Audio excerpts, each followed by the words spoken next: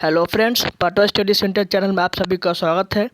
आज फिर एक नए टेस्ट सीरीज तेरह लेकर आया हूं जो बीएसएससी के लिए काफ़ी इम्पोर्टेंट है। चलिए आज का पहला प्रश्न देखते हैं। तो प्रश्न नंबर 1 है कि विश्व की सबसे बड़ी जल राशि कौन सी है। तो विश्व की सबसे बड़ी जल राशि तो अमेजोन नदी है। अगर पूछता विश्व की सबसे लंबी नदी, तो सबसे लंबी नदी कौन है, तो नील नदी है। अब बात करेंगे दोस्त, जो अमेजोन नदी जो है वो एडिज पर्वत से निकलकर पेरू और ब्राज़ील में प्रवाहित होते हुए विषुवत रेखा पर अपना मुहाना बनाती है और अटलांटिका महासागर में जाकर मिल जाती है। अगर प्रवाह की दृष्टि से देखा जाए तो सबसे विशाल नदी अमेजोन नदी ही है। इसकी लंबाई लगभग 6296 किलोमीटर है। अब बात करेंगे दोस्तों, और विश्व की सबसे लंबी नदी पूछे तो वह नील नदी है। उसकी लंबाई कितनी है, तो 6650 किलोमीटर है। नील नदी की उद्गम स्थल विक्टोरिया झील से होती है और नील नदी पर बसा सबसे बड़ा शहर काहिरा शहर है। ध्यान रखिएगा दोस्तों। चलिए अगला प्रश्न की ओर चलते हैं। भारत में सबसे लंबी बांध कौन सी है। तो भारत में सबसे लंबी बांध हीराकुंड बांध है। हीराकुंड बांध जो है वह महानदी पर संबलपुर जिले में अवस्थित है। हीराकुंड बांध जो है विश्व की सबसे लंबी नदी बांध है जो 4800 मीटर है। अब बात करेंगे भाखड़ा नागल बांध। यह जो बांध है यह सबसे ऊंची बांध है। भाखड़ा नागल बांध जो है यह सबसे ऊंची बांध है। यह जो बांध है सतलज नदी पर बनाई गई है। चलिए नेक्स्ट क्वेश्चन की ओर चलते हैं। अकबर के दरबार के प्रसिद्ध कवि थे। तो अकबर के दरबार के प्रसिद्ध कवि रहीम खान ए खाना थे। इस अकबर के नवरत्न में रहीम खाना ए खान वह एक नवरत्न थे। अकबर के संरक्षण बैरम खां थे। अकबर के ही समकालीन तुलसीदास थे जो रामचरितमानस लिखे थे। चलिए नेक्स्ट क्वेश्चन की ओर चलते हैं कि मोहनजोदड़ो का स्थानीय नाम क्या है। तो मोहनजोदड़ो का स्थानीय नाम मृतकों का टीला है। मोहनजोदड़ो की खोज 1922 ईस्वी में राखल दास बनर्जी द्वारा किया गया था। मोहनजोदड़ो को सिंध का बांग भी कहा जाता है। अब बात करेंगे मोहनजोदड़ो से प्राप्त विशाल स्नानघर हमें मिला है और नृत्य की एक कांस्य मूर्ति भी मिली है। किससे, तो मोहनजोदड़ो से। मोहनजोदड़ो जो है वह रावी नदी के किनारे स्थित है। सॉरी, रावी नदी नहीं दोस्तों, सिंधु नदी के किनारे स्थित है। चलिए नेक्स्ट क्वेश्चन की ओर चलते हैं। नेक्स्ट क्वेश्चन हमारा है कि पैन अमेरिकन किसके लिए प्रयुक्त होती है। तो पैन अमेरिकन जो है दक्षिणी अमेरिका, उत्तरी अमेरिका, सेंट्रल अमेरिका उपयोग सभी के लिए उपयोग होती है। चलिए अगला क्वेश्चन हमारा है कि माउंट एवरेस्ट पर 2 बार चढ़ने वाली विश्व की पहली महिला कौन है। तो माउंट एवरेस्ट पर चढ़ने वाली 2 बार विश्व की पहली महिला संतोष यादव है।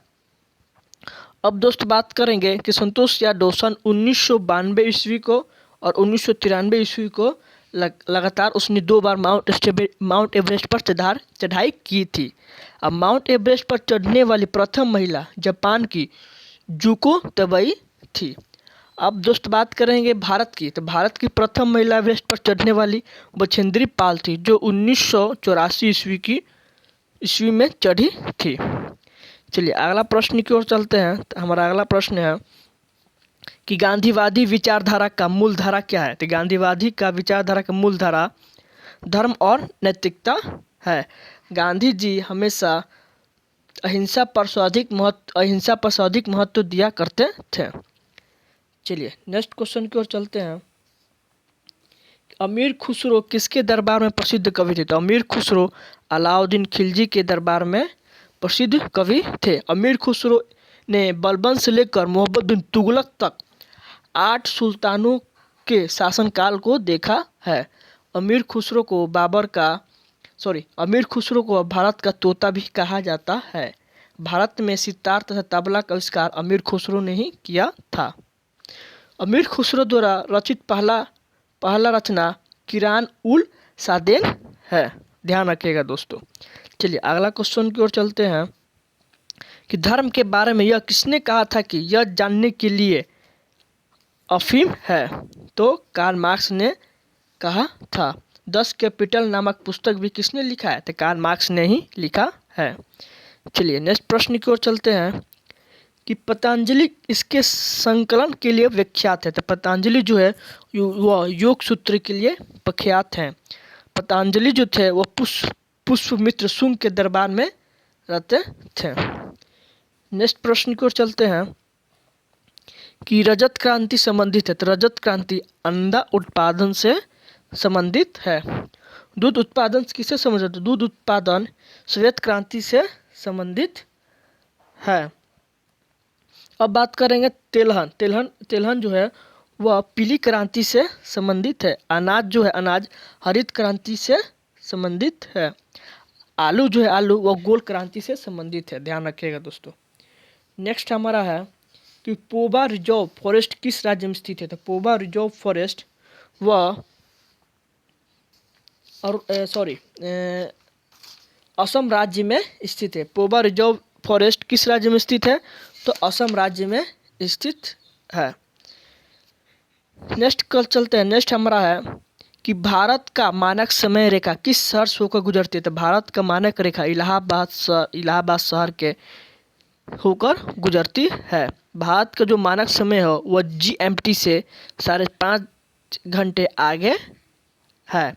भारत का मानक समय 82.5 डिग्री पूर्वी देशांतर से लिया गया है। 82.5 डिग्री पूर्वी देशांतर भारत के 5 राज्यों से होकर गुजरती है। यह 5 राज्य हैं उत्तर प्रदेश, मध्य प्रदेश, छत्तीसगढ़, उड़ीसा और आंध्र प्रदेश है।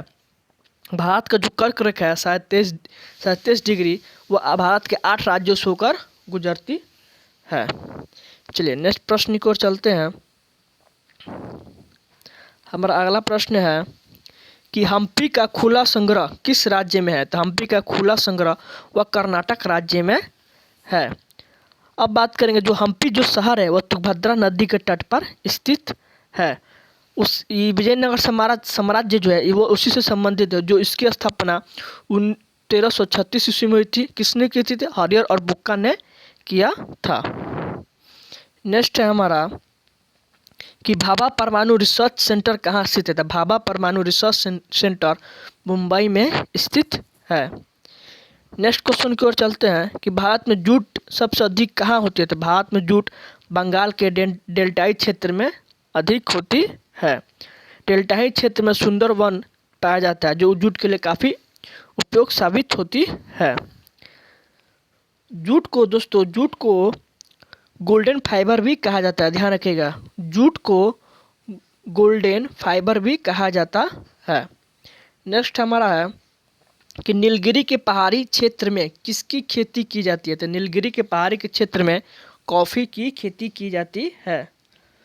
नेक्स्ट हमारा है ए सॉन्ग ऑफ इंडिया पुस्तक के लेखक कौन है, तो ए सॉन्ग ऑफ इंडिया पुस्तक के लेखक रस्किन बॉन्ड है, ध्यान रखिएगा। सॉन्ग ऑफ इंडिया पुस्तक के लेखक रस्किन बॉन्ड है। नेक्स्ट चलते हैं कि UN सुरक्षा परिषद में कितने स्थायी सदस्य देश हैं, तो UN सुरक्षा परिषद के स्थायी सदस्य 5 है। नेक्स्ट हमारा है कि एशिया डेवलपमेंट बैंक का मुख्यालय कहाँ पे है, तो एशिया डेवलपमेंट बैंक का मुख्यालय मनीला में स्थित है। एशिया विकास बैंक की स्थापना 1966 ईस्वी में हुआ था। चलिए नेक्स्ट हमारा है कि भारत की खोज पुस्तक अहमदनगर किले जेल में करवास के दौरान लिखी गई थी। भारत की खोज यानी कि डिस्कवरी ऑफ इंडिया पुस्तक लेखक कौन है, तो डिस्कवरी ऑफ इंडिया पुस्तक लेखक पंडित जवाहरलाल नेहरू है।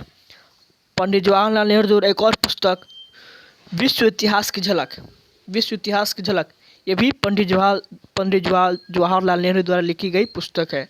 महात्मा गांधी द्वारा लिखी गई पुस्तक हिंद स्वराज है। सुभाष चंद्र बोस द्वारा लिखी गई पुस्तक इंडियन स्ट्रगल है। चलिए नेक्स्ट प्रश्न चलते हैं कि राशियों की कुल संख्या क्या होती है? तो राशियों की कुल संख्या 12 होती है। अब बात करेंगे नक्षत्रों की, तो नक्षत्रों की कुल संख्या 27 होती है। नेक्स्ट चलते हैं। नेक्स्ट हमारा है कि कौन सा रिटायर्ड ICAS अधिकारी भारतीय राष्ट्रीय कांग्रेस के 1885 में गठन में शामिल हुआ था? तो ए ओहुम जो शामिल हुआ था। भारतीय राष्ट्रीय कांग्रेस की स्थापना ए ओहुम ने ही की थी। कब हुआ था? 1885 ईस्वी में भारतीय राष्ट्रीय कांग्रेस की स्थापना हुई थी। नेक्स्ट चलते हैं कि तमस उपन्यास के लेखक कौन है? तो तमस उपन्यास के लेखक भीम सहानी है। ध्यान रखिएगा, वेरी वेरी इंपॉर्टेंट प्रश्न है कि तमस उपन्यास के लेखक कौन है? तो भीम सहानी है। अब कुछ इससे संबंधित लेखक और उस पुस्तक का नाम जानते हैं। मुंशी प्रेमचंद्र जो है, इनका प्रसिद्ध पुस्तक गोदान है। अमृता प्रतिम के प्रसिद्ध पुस्तक कागज ते कैनवस है। लाइफ डिवाइस पुस्तक लेखक कौन है? तो अरविंद घोष है। अब मालगुडी डेज के पुस्तक लेखक कौन है? तो RK नारायण है। गीता गोविंद के लेखक कौन है? पुस्तक लेखक तो जयदेव है। ध्यान रखिएगा दोस्तों। अब बात करेंगे कि भारतीय आज़ादी के समय इंग्लैंड के प्रधानमंत्री कौन थे? तो भारत की आज़ादी के समय इंग्लैंड के प्रधानमंत्री क्लीमेट एटली थे। ध्यान रखिएगा, भारत के आज़ादी के समय इंग्लैंड के प्रधानमंत्री कौन था? तो क्लीमेट एटली थे। अब दोस्तों बात करेंगे कि जब 1857 का जब विद्रोह हुआ था, उस समय ब्रिटेन के प्रधानमंत्री कौन था? तो पाम स्टॉर्न था। कौन था? पाम स्टॉर्न था। अब बात करेंगे कि जो तीनों गोलमेज सम्मेलन में भाग लेने वाले कौन भारतीय थे? डॉक्टर भीम अम्बेडकर जो थे, जो तीनों गोलमेज सम्मेलन में भाग लिया था। महात्मा गांधी जी ने मात्र द्वितीय गोलमेज सम्मेलन में भाग लिए थे। तीनों गोलमेज सम्मेलन के समय इंग्लैंड के प्रधानमंत्री कौन था? तो तीनों गोलमेज सम्मेलन के समय इंग्लैंड के प्रधानमंत्री रैमजे मैकडोनाल्ड था। ध्यान रखिएगा दोस्तों। नेक्स्ट हमारा है कि महात्मा गांधी और बाबा साहेब अम्बेडकर के बीच पुनः संधि कब की गई थी? तो पुनः संधि 1932 ईस्वी में की गई थी। नेक्स्ट प्रश्न देखते हैं कि सिंह का संरक्षण होता है। तो सिंह का संरक्षण गिर नेशनल पार्क में होता है। गिर नेशनल पार्क जो है वह कहाँ स्थित है? तो गुजरात में स्थित है। अब बात करेंगे Kaziranga national park. Kaziranga national park जो है वह सिंह असम में है, जो कि एक सींग वाले गेंडा के लिए प्रसिद्ध है। अब बात करेंगे मानस नेशनल पार्क। मानस नेशनल पार्क भी असम में है, जो हाथी के लिए प्रसिद्ध है। कार्बोनेट राष्ट्रीय पार्क उत्तराखंड में है, जो कि बाघ के लिए प्रसिद्ध है। चलिए नेक्स्ट प्रश्न की ओर चलते हैं। प्रसिद्ध पेंटर राजा रवि वर्मा किस रियासत से जुड़े थे? तो वह राउंड कन्नौर से जुड़े थे। चलिए अगला चलते हैं हम। अब बात करते हैं बिहार में बहने वाली नदियों में किसका उद्गम स्थल अमरकंटक में है? तो सोन नदी का उद्गम स्थल अमरकंटक से नर्मदा नदी का भी उद्गम स्थल है। नेक्स्ट हमारा है कि पुनः स्वराज का संकल्प कांग्रेस के द्वारा कब पारित किया जाता है? तो 31 दिसंबर 1929 लाहौर अधिवेशन में पुनः स्वराज की मांग की गई थी। नेक्स्ट चलते हैं कि एक पाइन वन के किस्टोन स्पीसीज होते हैं? तो पाइनेंसी के होते हैं। नेक्स्ट हमारा है कि प्राचीन भारत के किस युग में कास्ट नामक एक नए वर्ग का भारतीय समाज में प्रादुर्भाव हुआ? तो वह है राजपूत युग में। किस युग में हुआ था? राजपूत युग नहीं होगा दोस्तों, गुप्त युग में होगा। गुप्त काल में भारतीय इतिहास का स्वर्ण युग कहा जाता है। गुप्त काल को भारतीय इतिहास का क्या कहा जाता है? स्वर्ण युग कहा जाता है। भारत में मंदिरों बनाने का प्रथम उल्लेख गुप्त काल में ही मिलता है। नेक्स्ट प्रश्न चलते हैं कि सिरपुर में किस राजवंश के शासन काल में रानी वस्टा ने ईंटों से एक मंदिर का निर्माण करवाया था? तो पांडु वंश ने। कौन वंश ने? पांडु वंश ने करवाया था। नेक्स्ट हमारा है कि कलचुरी काल में सती प्रथा प्रचलित थी, जिसके प्रमाण रत्नपुर में इसके रूप में प्राप्त होता है। तो क्या होगा दोस्तों? सती महल में होगा। सती महल में होगा। सती प्रथा का प्रथम अभिलेख प्रणाम एरल कौन अभिलेख से प्राप्त हुआ है? तो एरन अभिलेख से प्राप्त हुआ है। दिसंबर 1829 ईस्वी में एक्ट 17वां में लॉर्ड विलियम बैटिंग ने सती प्रथा पर रोक लगा दी थी। चलिए अगला प्रश्न की ओर चलते हैं कि प्राथमिक विपणन समिति किस कार्य को नहीं करता? तो प्राथमिक विपणन समिति वह समर्थ मूल्य का निर्धारण नहीं करता है। नेक्स्ट हमारा है कि मशहूर नाइक जूते और कपड़े भारतीय सहित अनेक देशों में पहने जाते हैं। शब्द नाइक का अर्थ होता है, शब्द नाइक का अर्थ होता है कि विजय की यूनानी देवी। क्या होता है? विजय की यूनानी देवी होता है। नाइक एक अमेरिकन कंपनी है। नाइक का एक स्लोग है जस्ट डू इट। नाइक का क्या स्लोग है? जस्ट डू इट है। चलिए अगला प्रश्न देखते हैं कि निम्नलिखित में से कौन सा सुमेलित नहीं है?